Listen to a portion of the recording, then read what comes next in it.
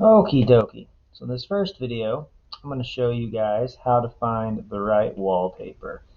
And by that, I mean I want you to find a wallpaper that, looks as clear and as crisp as mine does. It doesn't look stretched out. It doesn't look too busy. It doesn't have too much going on so that you can't make out what's happening in front of it. You want to find a wallpaper that fits and that, looks good, but at the same time doesn't distract from the actual content of the Google slide. So here's how you would do it. Let's just, for the sake of an example, let's say we're making a Google slide about Halloween.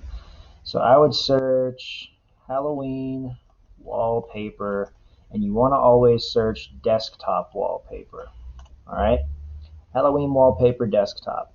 You go to images, and then something else I like to do, go to settings, advanced search, and then for size, pick large, because the bigger the better when it comes to wallpaper. That means it's going to look less stretched out. Now, something else that I mentioned, you don't want to put a background, you don't want to put a wallpaper on your Google slide that has too much going on.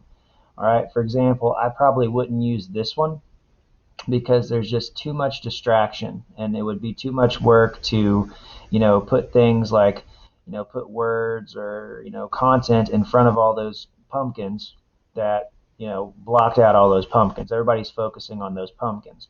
So you want to try to find wallpapers that have plenty of negative space, all right? So what I like is this guy right here. You have a creepy image of a jack-o'-lantern in the bottom right, but you have all of this negative space to work with right here, right?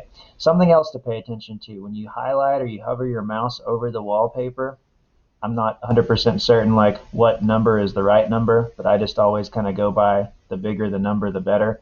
And 3840 by 2160, that's a really big number, so that's good.